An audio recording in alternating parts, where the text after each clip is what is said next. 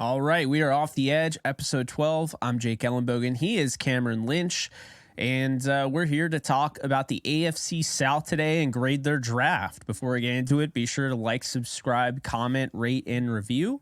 And Cam, I'm excited to talk about these teams because I think a division that has been kind of up and down lately. Not really a ton of powerhouses in this division. We saw the Jacksonville Jaguars and what they were able to do in the playoffs this year. But the hope is obviously hosting an NFL show. I think we just prefer all NFL teams to get better, and I think that's what happened with this draft. Agreed. Yeah, the Colts. I mean, just seeing everything that happened, the Jags, the Texans. I mean, the Texans started off real fast, Jake. They started off real fast with those, with the trade swap with Arizona at third. You got the Titans as well. Just some of the things that they did in the draft with the quarterback selection. So, yeah, I feel like all the top 4 or 5 quarterbacks went to some of these teams. So, really excited to chat through it. And yeah, man, see how things go. Yeah, sounds like a plan. BetOnline.ag, just letting you know, is your number one source for all your basketball info, stats, news, and scores. Get the latest odds and lines, including the latest player reports for this year's pro basketball playoffs. BetOnline is always your sports information headquarters this season, as we have you covered for all your sports wagering needs. Basketball, MLB, NHL, right to UFC and boxing. BetOnline is the fastest and easiest way to get your betting info, including live betting options and your favorite casino and card games you could play right from your home. Head to the website today or use your mobile device to get in on the action. Be sure to use our promo code BELIEVE to receive your 50% welcome bonus on your first deposit. Bet online where the game starts. So, Cam, we're starting with the Houston Texans here. And they made some waves, man. They got a really nice trade package from Deshaun Watson, and rightfully so. I mean, everything that happened with Watson, yes, but they also invested a lot in Watson. They developed Watson, and so they came away with a pretty big package for the young franchise quarterback. And so they went out and got their own young franchise quarterback in CJ Stroud to start it off. You had it. I did not. I thought that, I believed that they were going to go after Will Anderson, which they did end up doing. But let's talk about CJ Stroud for a moment. What'd you think about that? Yeah, I mean, Jake, at this point, we're both right. We're both right. The Texans, D'Amico came up and got Will Anderson, which is cool. You think about the Texans, you think about just their history. My dad lives in Houston. His wife is a big Texans fan. They go crazy over the Texans. They just don't win any football games, right, Jake? And so to see hopefully the change of guard, we talk about that a lot, the change of guard. We talk about this. We love NFL teams in general. We want to see everyone get better. I believe the Texans, they got better, Jake. So I'm going to give them a B+ on the draft. Normally, I really had like a B or B-, but I'm just going to bump this up a little bit just because they had the cojones, right, to make this move, to firm up their offense and their defense within those first couple of picks. I thought this was going to be the story of the draft, right? But then we get that now to the Cowboys and Deuce Vaughn and that story. We get to, the Steelers and their story as well, Joey Porter Jr. Those might have been the stories of the draft. But when it comes to actual trades and swaps, I really enjoyed this one. CJ Stroud, Jake, we talk about it. I love the way that he navigated the draft when it came to his testing, right? I know his testing, he didn't score too well when it came to the cognitive test. And so he backed it up really well. Just shout out to his PR team, right? The way he hit the news, he was like, man, I can step on that football field and make plays at a high level. That test and those grades, that's not going to determine how great of a football player I am. And I think the Texans are going to see it. I love the leadership. I saw some of the messages from his family, when it came to the draft and when he got drafted, and just the stories. It seems like he's coming from a great family, in being from California. I'm happy for him. Jake, to see him get drafted number 2 overall. I know he was crying. He was going through it because I'm sure he thought that his Wonderlic testing and some of those cognitive tests were going to hold him back, but they didn't. So shout out to the Texans. I got a B+ for him. Yeah, so, I mean, looking at, the CJ Stroud move and then going and getting Will Anderson Jr., it's like the whole idea of you can only pick one, and they're like, no, we're not only picking one. It's like the parent when, like, you're a kid and the parent's like, hey, you pick one candy bar, and you basically, if you're the Houston Texans, you're just like, I want 3 Musketeers and a Snickers. Yeah. And I'm not going to say no. Like, I'm not going to take a no for an answer. And that's pretty much what they did. And, I thought they got a fantastic player in Will Anderson Jr. I really like that move. Scruggs was a little interesting pick in the second. I thought it was a little bit of a reach, but then again, we don't really know where the NFL valued him. According to mock drafts, he would be going probably in around the third or fourth round. Tank Dell, very, very interesting here. CJ Stroud wanted Tank Dell. He requested Tank Dell. Obviously, he wanted that deep threat, and he got him. And I like the fit there. Dylan Horton was a pretty solid pick, edge defender at TCU. No true highs, no true lows, just a really solid player all around. Henry To'o in the 5th round, just a traditional, old school linebacker out of Alabama with a giant name. Everyone knew who he was. To get him in the 5th round, though, I thought that was really good value. Jarrett Patterson's another big name that, kind of as the draft process rolled along, his weaknesses were somewhat exposed, but very good player playing at, Notre Dame and having some positional versatility there. Xavier Hutchinson at 205. Really like his play style out of Iowa State. Has really nice body control near the sidelines. He's able to make those plays. I feel like he's more of a possession receiver, but he can hang on with contact, catching traffic. And then you had Brandon Hill, the guy that you mentioned, who's a missile on the special teams. So, hey, 7th round pick out of Pittsburgh. He's going to get a chance to make this team with special teams. And then who knows, maybe he develops into a Nick Scott type of 7th round to starting on your defense type of guy. There you go. Brandon Hill, like you said, we talked about our guys. He was my guy. He has that nasty streak about him. I'm sure D'Amico saw that as well. So I love that pick out of Pittsburgh. And then going back up, Jake, to Tank Dell. We mentioned there's a couple of tanks in this draft. That was your guy. That was my guy. Yeah. I think Auburn running back Tank as well. This Tank Dell, super explosive, right? I think he mentioned on his interview that CJ saw him after the combine and saw his workouts. And was like, hey, the way that you play, the way that you get down, I really love that. And so it's cool to see, Jake. It's cool to see that the NFL players are starting to get their guys, right? They're starting to get their guys.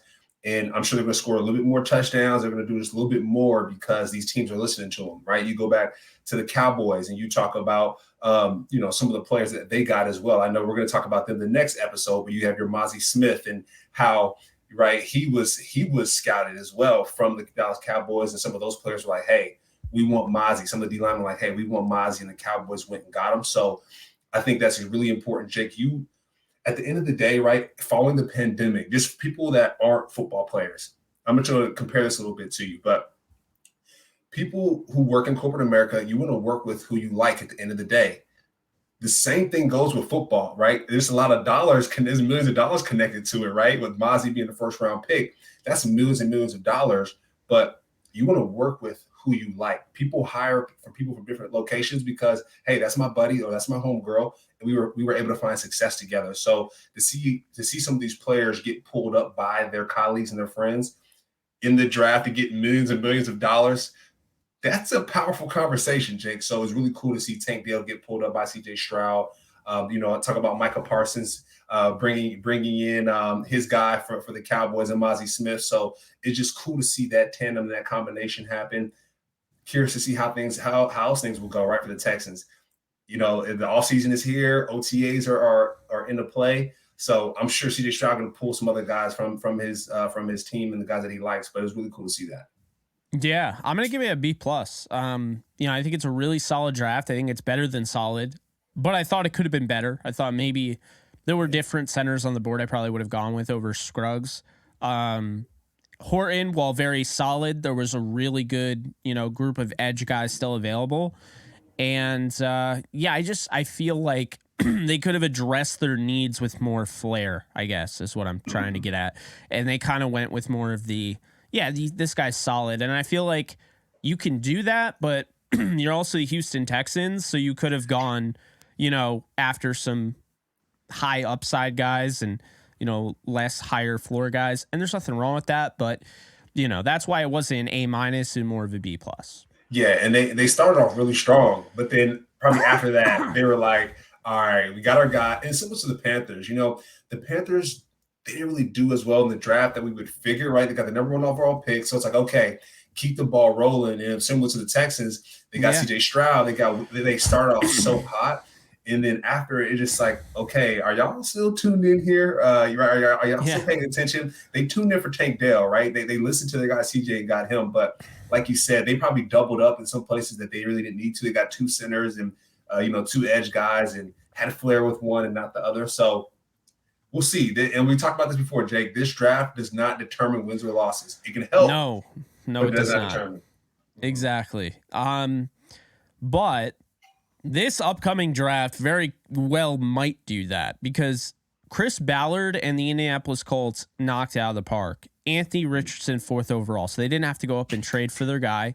They got a guy with serious upside who is in such a good positioning with Steichen that he might end up starting. And that is interesting because this is somebody that gets better and better and better with each start. Only started, 12, 13 games. I'm very excited. Anthony Richardson was my 2nd quarterback in this draft, only behind Bryce Young.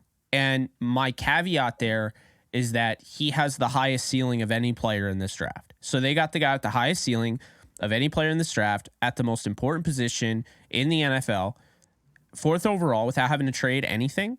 Yeah, Chris Ballard, you won, my friend. And then they go out and they get Julius Brents, 44th overall, a guy that offers some size. Here's the thing that you're going to keep hearing, okay? When it comes to Chris Ballard, he's very traitsy. He likes his traits. He likes those crazy measurables. Well, Julius Brents is a 6'3" corner that, runs extremely well, good mover. They get him 44. Josh Downs probably shouldn't have fallen to the 3rd round. A lot of people had him in the 2nd, early 2nd at that. Even some were thinking he might sneak in the 1st because of his route running prowess. But Josh Downs is already getting in tune, in these mini camps with Anthony Richardson. So you already see that connection, budding, and that's a great pick there. Then they go out and they get Blake Freeland, who is he's a really solid tackle that probably goes in the 2nd round if he had a little bit more upside, but he doesn't have a little bit more upside. He is what he is. And so for that reason, I really like that pick. Then they go out and get my guy out of Northwestern, Adebawore, who I just have completely been raving about for weeks. They get him in the 4th. Okay. This is where teams made a mistake.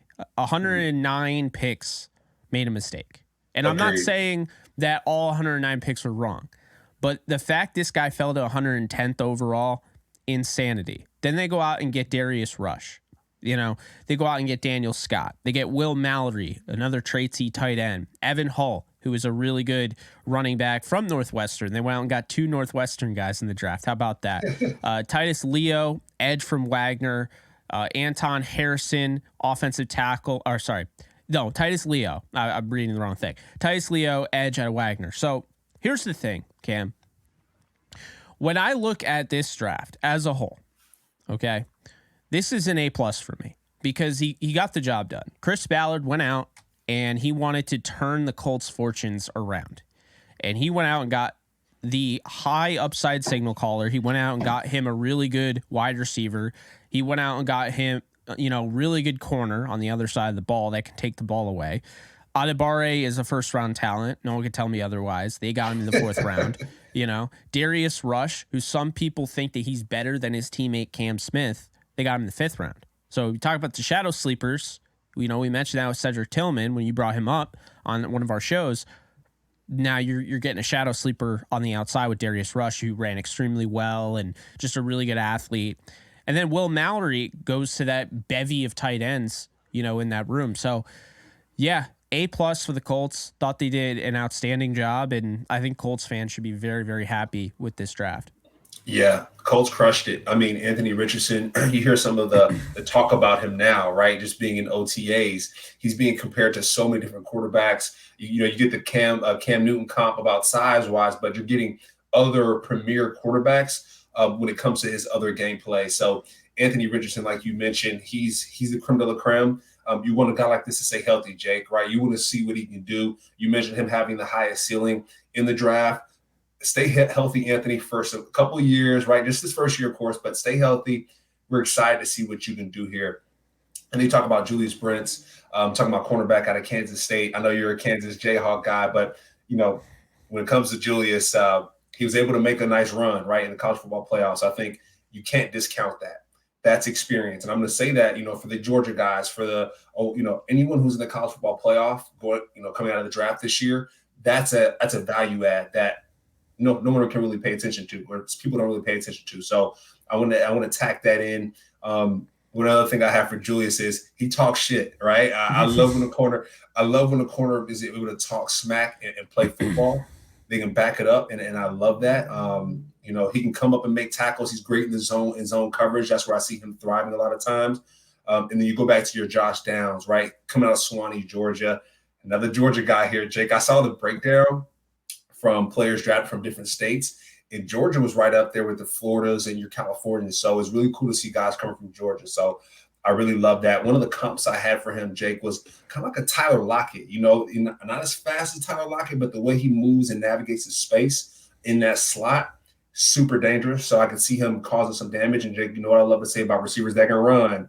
And you're not a first round pick, not a second round pick. He's a third round pick, but get ready to play some special teams, my guy. And then out of our way, coming out of Northwestern at the edge position, like you said, you've been raving about him a lot. Great get off. Jake, you cut on that tape. My man has great get off. He has a nose for the football, right? That sack fumble piece. And I've talked about this a lot. A lot of times pass rushers are great at getting around the edge, using their long arms. But he turns the sacks into those fumbles. And like I said, coaches in the NFL love to see that, Jake. When coaches get a certain amount of turnovers on the season, when they do a certain amount of things over the season, they get incentives on that, right? When their defense performs a certain way, defensive coordinators get incentives. And so if you got a guy like him stepping in and getting that football for you, pick him up. And so, like you said, the fact that he fell this far, it's kind of insane. And then going to your Darius Rush, I have him as a ball hawk, Jake. I mean, I know he used to be a wide receiver, but it seems like he goes up and gets that football like he is a receiver. So really cool to see.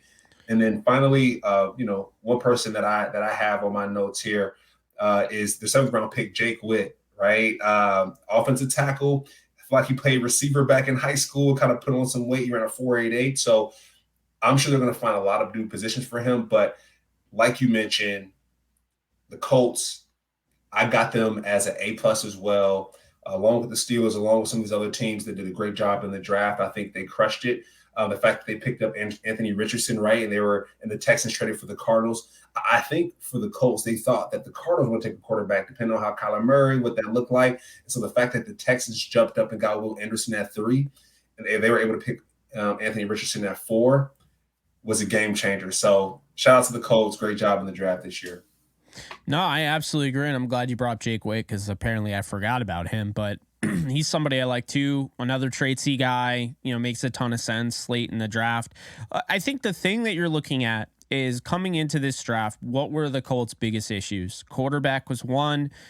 Going out and getting a slot receiver was another. I know they got Isaiah McKenzie, who played in Buffalo. I felt like they need another slot guy. They have Mike Strahan, who they really like on the outside, small school guy. Ashton Doolin is like the special teamer that can play a little bit, but they need a true slot receiver. I think they got that with Josh Downs, who I compared to Jamison Crowder. I think, he's that short area quickness, I think is really going to help him in that league. Then you have Adebawore, to me, wasn't even a need. It's just the best player available pick. It's like, why the hell is he their pick? We're just going to make it. You got DeForest Buckner, you got Grover Stewart, you got Kwity Paye, and Samson Ebukam. You add him to that room with Taven Bryan, who you also added, and McTelvin Ajim. And I just feel like that was just like a no-brainer. Like he'll find his way in a rotation. He'll be a starter down the road. So that's another thing. Then when you look at, the cornerback room, right? I feel like when you're looking at the cornerback room, they lacked size, and I don't make a big deal about undersized and all of that, but you had a bunch of nickel guys playing. I mean, Kenny Moore, right? Isaiah Rodgers, and then really that was it. Like Dallas Flowers. So, I think at the end of the day, you go out, you get Julius Brents and Darius Rush. You get some more size in that room, and I think you get guys that have better ball skills and, could be problems on the perimeter. And just think about this. Anthony Richardson is going to a team now that has Josh Downs as their slot guy, but down the outside he has Alec Pierce, a second rounder from 2022 that I absolutely loved coming out of Cincinnati, and he's got Michael Pittman Jr. Out of USC. 2020 second round pick. So he's got some good receivers, young receivers that he can grow with. And now he's got Josh Downs, who he came up with in the same draft. So really like what they're doing there. I was surprised they broke the trend of not going after a receiver in the second round. I thought they were going to do that again, but I guess that's every other year. So probably 2024. But no, all in all, you look at the tight end room. He's got Jelani Woods. Last year was a third round pick, and he started to really come on strong towards the end of the year. You got Mo Alley Cox, the former basketball player. You got Kylan Granson. You add Will Mallory. Really liking just everything that's around Anthony Richardson to succeed. And he doesn't have to play right away. He very well could, but he doesn't have to because they do have Gardner Minshew who can, fill in a pinch. But Jonathan Taylor's very excited about him. They also have Zach Moss. They added Evan Hull, like I mentioned. And Deion Jackson showed you that he's, no running back to slouch over. And then the offensive line, you got guys like Raymond. You got Quentin Nelson, Ryan Kelly, Braden Smith. So just making that offensive line better, just getting more weapons for him and making that defense better. And overall, I think just he did an outstanding job. Chris Ballard did with this draft. Yep, like you mentioned, it's with this draft, as many picks that the Colts have, you feel like it's a complete team at this point, right? Like not many free agency moves are needed because they have a complete squad. And Jake, I'm looking at this list here. They have more draft picks than more of the other teams in the draft here. And like you said, they're just covering everything that they need. They're going to be dangerous this year, Jake. I have a feeling with Anthony Richardson, like I said, he has to stay healthy, though, because if not, Gardner Minshew's going to have to step up. They're going to have to figure that out. I know they released Nick Foles recently as well. So, hey, do they pick up another quarterback? What does that look like? I know Carson Wentz could be in the mix. Who knows? But, hey, the Colts, they're looking good this offseason, and they should make a run this year. Also forgot to mention, they got your guy Jalen Jones, too, the corner. There you go. You go. Yeah. The Colts, A+. We move on. Jacksonville Jaguars. So Jacksonville had an interesting draft. They went with Anton Harrison after trading down some. Here's why I like this pick, because I'm not as high on Walker Little as everyone else. I know they got him in the second round, 2021. He had some injury concerns. I'm not as high on him. I like Cam Robinson. I do like Cam Robinson. But you have to keep in mind, they did lose one of their starters, and he's, with Kansas City now. So, I really like the Anton Harrison pick. We've talked about him. He was a first round pick in both of our, opinions. So I like him at right tackle. I think he can play right away. So I really like that pick. Brenton Strange was really bizarre. I thought that was definitely a reach. I compared him to Lance Kendricks, and I think he could be, pretty solid, but I just don't know why they went after him that early. There were other tight ends, including the one the Rams got in the fifth round, Davis Allen, who we talked about. He would have been a better option, I think, value-wise, fifth round as opposed to second round. Brenton Strange, I had like a fourth round grade on. Good player, but definitely a day three guy, in my opinion. And then you look at Tank Bigsby, one of your guys. You add him to the room with Travis Etienne. He's a straight up one cut back, but they have an interesting looking crop there in that running back room because they got Etienne, they got Tank Bigsby, Jermichael Hasty. They still used plenty last year out of the backfield as a pass catcher, and they did draft Snoop Connor last year in the fifth round. They also have Quadri Olison, and they have Dearness Johnson. So this running back room is loaded. I'm a little surprised they went running back this early in the draft. And then they got Ventrell Miller, linebacker out of Florida, to add some depth. He's not going to start. He doesn't have to. Alucone and, last year's first round pick, Devin Lloyd. Obviously, those are the guys there. But maybe, he works in on special teams. Maybe he gets in some sub packages or whatever there. Then they got Tyler Lacey. My favorite pick in their draft by far was Yasir Abdullah, who was my second overall linebacker in the draft. They get him in the fifth round at pick 136. I just felt like Abdullah can do it all. And the thing that's scary about him is he's an elite athlete, Cam, where he can rush the passer off the edge. And he's one of those guys that fell because he was penalized because he's more of a tweener. But the problem is that's not a problem. This guy can rush the passer. This guy can play off ball linebacker. He can go sideline to sideline, and he can stick to anybody's hip pocket. I don't care if it's a tight end, a running back, or a wide receiver. He ran, I think, a 4.4. He is really, really dangerous, and I think that's going to be a really key type of guy in that defense. He should have gone higher. I'm very excited about him. I think they got a good one there. Antonio Johnson, one of the best safeties in the draft. They get in the 5th round. Parker Washington in the 6th. They get Braswell out of Rutgers in the 6th. They got Cooper Hodges, offensive tackle out of App State, and then Eric Hallett from Pittsburgh. This draft, I had mixed emotions with because I really like the Anton Harrison pick. I like they traded down and got some more capital, Cam, but I felt like they made some picks that they didn't have to make. And then I feel like their later round picks are my favorites. Like, I love the pick of Yasir Abdullah. I really like the Antonio Johnson pick, and I like Parker Washington. Overall, to me, though, Cam, I think the reaches were, in my opinion, the reaches and just not really the needs there make this a B draft, in my opinion. Yeah, I'm going to go with a B draft for the Jacksonville Jaguars as well there, Jake. We talk about Trevor Lawrence, and we always discuss this. Who are you supporting in this draft? Getting Anton to support Trevor Lawrence makes a lot of sense, right? It makes a lot of sense. Oklahoma playing good football in these past couple of years, having a guy like Anton to step in, that makes a lot of sense. Talk about Mr. Strange, that being a strange pick. You got Evan Ingram over there at the Jags, and so he will be that long-term replacement for them. But my man can catch the football, Jake, right? If you look at Strange, he can catch the football. It caught 62% of his contested passes in 2022, drop rate of 3%. So he's going to catch the football, and he's not going to drop it. That's what you can ask for. His run blocking, little suspect, right? So maybe somebody can step in and do that for him. But it's a strange pick, but they have a faith in him. Trevor Lawrence will give him the football, and he's supported. So these top 3 picks for the Jags are all in support of Trevor Lawrence, which we love to see, right? Tank Bigsby coming out of Auburn, our second Tank.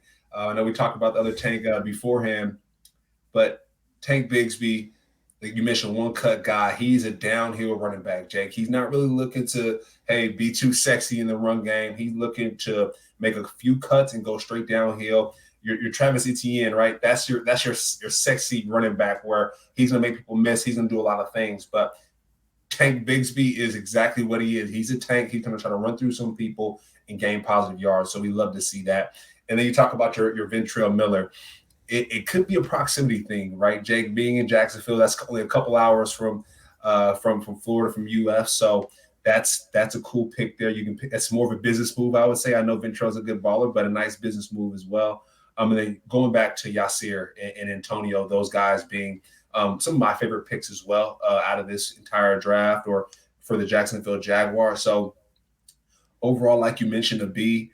And yeah, I mean, it's like, you know what I mean? It's like nothing that's too like, oh, I mean, even the Texans, right? They made a move in the beginning. It's like, okay, this is really awesome. But the Jacksonville Jaguars, it's like, it's okay. They could have done a lot better.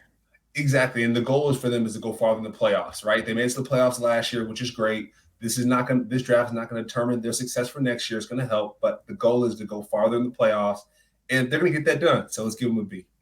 Yeah, and I thought they could have gone interior, as well after they went Anton Harrison. I think you could have justified. Is the tight end really as much of a need? I mean, look at the way, Evan Ingram's playing. You did draft Luke Farrell 5th round of 2021. I think you could have waited on tight end. Like I mentioned, Davis Allen, the 5th round would have made sense. But the thing that was confusing to me is, like, I know they spent a 4th on Ben Barch in 2020 and they signed, our guy Chandler Brewer. But I feel like they definitely could have argued to go after some more interior guys, especially when Osiris Torrance fell. You talk about in your backyard playing at Florida.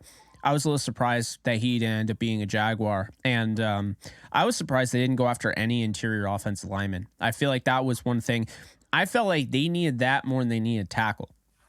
So yeah. I was like, Brenton Strange, Jake. Brenton Strange better be he better be that guy. Like he better be on one-on-one situations, lined up opposite of Evan Ingram, because you're right. Like you got a all-star tight end. You just drafted Chris Manhertz, I believe, is there at the Jaguars ball. So is Brenton going to be like, your number one quote unquote tight end where, one-on-one situations have them beat whoever? Like they must be seeing something we're not.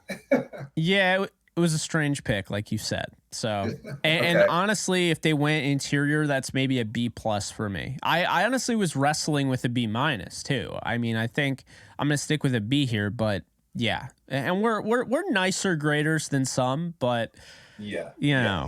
you want to piss off the Jags fans, hey, y'all did great last year. You can do better this year because of a great draft. There's some strange picks there. Yeah, just some strange picks. Now we look at the Tennessee Titans, and they went out and got Peter Skoronski, 11th overall, after all of the buzz about them potentially trading up and getting CJ Stroud. They tried to, so that was something that was in the cards. They decided to hold back, draft their tackle, and then their quarterback, which is normally a weird little thing, but kind of goes to my point. Will Levis was not a first-round pick. He was not. And they got him in the second, which is where, I mean, I had him as a late second, but I am not going to crap on them for going up and getting Will Levis with the 33rd pick, which normally in any other draft would have been the first pick in the second round. But because a certain team decided to get caught with tampering, it becomes the second pick in the second round. So Skoronski, you and I agree he's a tackle. There are teams that look at him as a guard, and we look at him as a tackle. This is somebody that I was a little surprised to see the Bears pass on. I think we've discussed that before, definitely off air. I felt like it was right there. Skoronski, Northwestern, then you go to Chicago, all that. But apparently what played into it is that he was a Packers fan growing up. No, I'm kidding. But something happened. Yeah, in all seriousness, though, is he going to play tackle or guard? And I couldn't tell you. They went out and got Jalen Duncan in the 6th round. Really traitsy, really athletic offensive tackle. Long-term guy, long-term guy. But I really like the pick of Skoronski. Wherever they play him, they're getting a day one starter. Will Levis, interesting. I don't know how he's going to do. And the reason I say that is because I don't really trust Tennessee to develop quarterbacks the way they treated Malik Willis. And I think that's fair because now all of a sudden Malik Willis is still there. He's QB3, and you drafted him in the 3rd round last year, and you didn't give him much of a chance. You threw him into the fire when you knew he wasn't ready. He was running a simple offense at FAU, So yeah, it's a fair shout, Jake. It's a fair shout. Yeah, so, I'm going to defend Malik Willis there. I don't know if this is the best place for Will Levis to go. I will say one thing is that this is a good pick by Tennessee if they can develop him. Ryan Tannehill kind of plays a similar style, not as big arm, but has that mobility as a former wide receiver at Texas A&M. And, I think when you look at it, as far as Ryan Tannehill goes, I think you take those things that he does well, you figure out how to, have Will Levis kind of take that in on himself. He's going to have a chance to start in preseason and learn the ropes and everything. So that'll be an exciting thing. Tajay Spears, who was my 3rd overall running back in this draft, love this pick in the 3rd round. They said that his knee got flagged, and so that's why he fell. I still think this is a great pick. We'll see what ends up happening with his knee. They still have Hassan Haskins, who they like a lot, out of Michigan, the 2022 4th round pick. Derrick Henry. There are all sorts of these trade rumors. Is he going to go to the Eagles? No, they go out and get DeAndre Swift. I don't know if Derrick Henry is going to be on this team to start the season. I'm going to assume he is. But when his time is up, Tajay Spears can fit right in there. He could do it all. So really like that pick. Josh Wiley's one of your guys that you mentioned, the Cincinnati tight end. He's an intriguing guy. He had a lot of success at Cincinnati, and he goes into a room where they have Chigoziem Okonkwo, who's kind of like an H-back, fullback kind of, he's like, how would I describe him? He's like Kyle Juszczyk on steroids. That's what Okonkwo is. I mean, for real. So that is a Conquo in a nutshell. They have Trayvon Wesco, who I do like.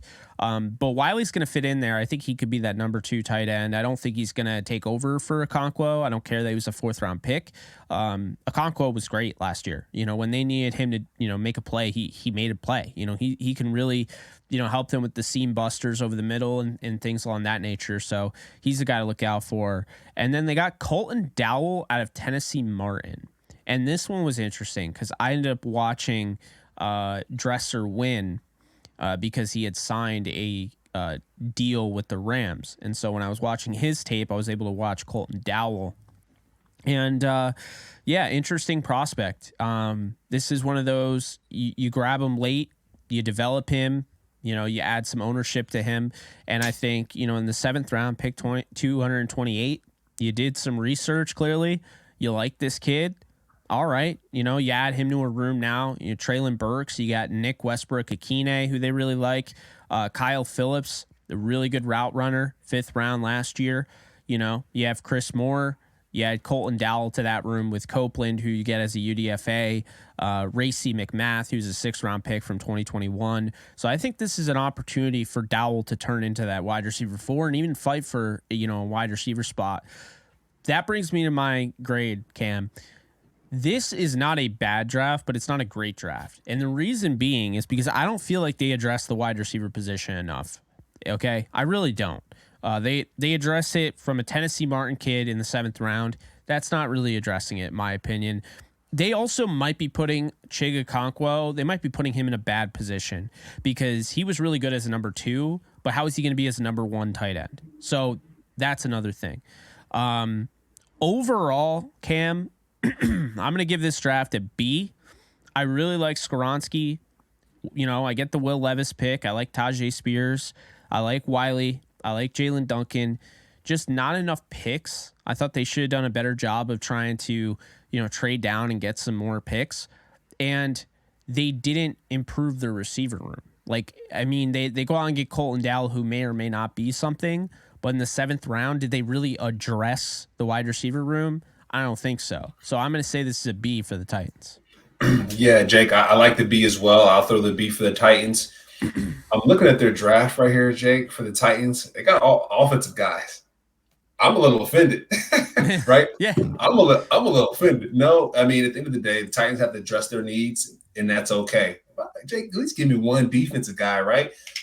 But we talk about the draft. They're addressing the offense fully, which is great, right? We talk about Will Levis stepping into the Titans, which is great. And you got Tim Kelly, who's the passing game coordinator, the offensive coordinator for the Titans. He's going to have his hands full, Jake. He's going to have his hands full because he essentially got the draft handed to him like, hey, we're making sure that we're all in, all our chips on the table, making sure that our guys can be effective on this offensive side. So there can be no excuse. So like I said, I'm going to go a B on this draft because they went all in on the offensive side, which can be very interesting. Peter Skoronski, the fact that he fell to 11, didn't go to the Bears like you mentioned, a little bit questionable, but you never know, Jake, what goes on. During those meetings, you might get a good handshake, right? A gentleman's handshake where Pete's like, hey, I want to go to the Titans, not the Bears. And it's like, all right, hey, we'll bring you on to the Titans. But Peter Skoronski, great hands. That's one of the notes I have for him is he's one of my favorite when it comes to having active hands. Will Levis, right, threw the ball, hit the goalpost from the 50-yard line on his knees, right? He's Mr. Football. He can do it all. The quarterback position can move really well. I just know accuracy is a thing, right? Accuracy for him, and he's going to have to play behind Ryan Tannehill, so he's going to learn really fast. So best of luck, Will. You just mentioned it, right? Just quarterbacks in their progression and their development at the Titans. Tim Kelly, hands are full, right? You got to the Titans last year, so now you have to turn things around a little bit, develop some of those young players, and make sure that the transition is proper. So that's that on the quarterback side. And then we talk about the running back room, right? Derrick Henry's going to come back, is he not? I mean, at this point, Jake, with all these offensive weapons, you hope to God he does, right? Because they pretty much said, hey, offensive side, you get the draft. If we have a guy like Derrick Henry to be the cherry on top to a lot of these complementary pieces, they could be scoring a lot of points, Jake. They could be scoring a lot of points. Like you said, they got 2 tackles, they got receiver, they got a tight end, and Josh Wiley. The tight end room is going to be dangerous. Talk about Okonkwo stepping in. You got Austin Hooper coming out of free agency. Austin Hooper is a beast. Just from playing him personally, I know when he first stepped into the scene, he was playing special teams and worked his way into the starting lineup. So Austin Hooper is an effective player. So, I mean, you go back to Quanco, him being 6'7", Jake. I mean, Derrick Henry's 6'5". I mean, come on, man. You're cooking. You got some giants on the offensive side of the football. So that's really good to see. And then going back to Dow, I know he's a 7th round pick. He's 6'3". He's a big boy. Had 15 yards per reception, right? That's not bad, right? He stays in state. So you got a nice business move as well. You got some of those fans coming over to the stadium in Nashville to watch him play. So, as you mentioned, the receiver room, that's a question mark. But we do know that the offense is ready to go.